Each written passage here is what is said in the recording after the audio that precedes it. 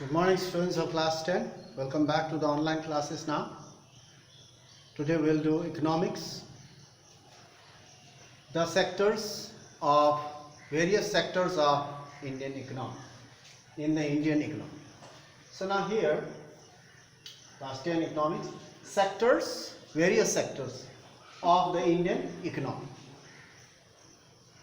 So in this chapter we'll talk about the activities, various activities people do in order to earn money, and these economic activities has helped India to develop and proceed further. So now let's see what are these sectors of Indian economy. Number one, if you look around, you will see number of people, practically all the people, they do various type of activities or various type of work. Some are selling fruits, some are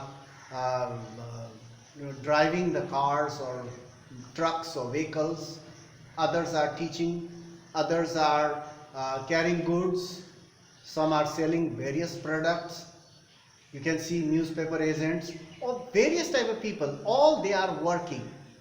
So if we look around, we can see people engaged in various economic activities. What is this economic activities mean? Activities or the work which generate income. When we work, we earn. That type of work is called economic activities. Any kind of activities that will generate income or that you can earn money.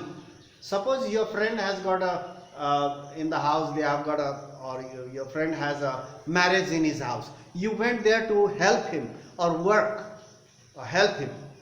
That's not called economic activity. That is called social activity, because you are helping him not to earn money, just to help him. That's the social. That's called the social obligation. That's called social activities. So here economic activities means any kind of activities that generate income. That's called economic activities. Now people, they are engaged in various activities, economic activities. They earn money. In order to maintain their livelihood, they have to work. So now here, some are producing goods, some of the people they are producing goods, some others are producing services. But suppose if you go to the market to have your hair cut, the barber will provide you service and you have to pay. So that's providing service. He is providing service. The teacher is teaching in the school. He is providing service. He is providing time. Then you have to pay. So in this way, so some people are producing goods and others are producing services.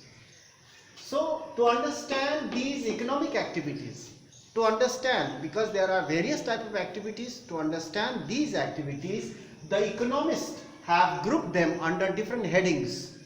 Different headings, or they are known as different sectors. So now we'll talk about, there are three sectors. There are altogether three sectors: primary sector, secondary sector and tertiary sector. So now here primary sector. Primary sectors, here agriculture. People do work in the field. They grow crops, various type of crops, food grains, raw materials for industries, farming, keeping animals, domestic animals, even agriculture, farming, fishing, poultry, animal husbandry, even mining also comes under primary sector. Forestry, everything comes under primary sector. Why? Because you are directly engaged with the natural resources. So now here secondary sector. Secondary sector, people manufacture goods from raw materials. Manufacturing goods from raw materials. Suppose a farmer is growing cotton. He is engaged in primary activity. The cotton is sold to the industrialist, and the industrialist will purchase raw material and he will manufacture thread, yarn. That is manufacturing. So that is called secondary sector, manufacturing. And another industrialist, he will purchase the thread as raw material and he will weave, or the cloth, he will produce cloth. That is again manufacturing. And the driver who who takes the finished product to the market, he is providing service. That comes under service sector, that is territory sector. Now we will talk about territory sector, that is a service sector. He will provide service such as doctors, barbers, teachers, professors. So agents, news agent, newspaper man, postman, policeman, insurance company, the man who comes to your houses for insurance, and so on. Banks, they are all service sectors. So now here we'll talk about one by one. Now here primary sector we'll talk about first. Primary sector, many activities are done by using natural resources, directly involves.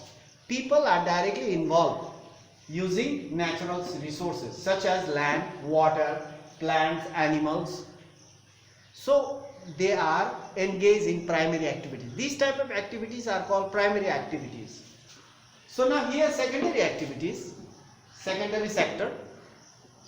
Here the raw materials are processed. Raw materials are processed to produce good or manufacture goods. So of higher value. The raw material has got a low value. It costs less. Once it is processed and manufactured into some fine products, that is, the value is added. So that is called manufacturing sector. Produce goods of higher value than the raw materials. So here in the secondary sector, the value is added to the raw material and finished products are made. So products are made, finished goods are produced.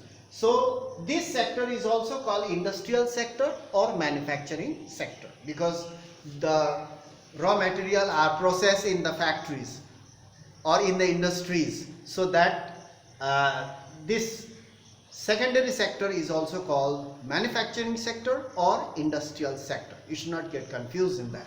So this is manufacturing. The raw materials are processed into finished goods of higher value than the raw material. So now that's much for today. In our next class we'll talk about territory sector and other related to our Indian economy. So we'll talk about that in our next class. So that's much for today. Thank you very much for watching. Stay safe. Go through online portal every day so that we can understand clearly. So you don't have to worry about your exams and this and that. So that's all for today. We'll meet in the next class. Thank you very much for watching.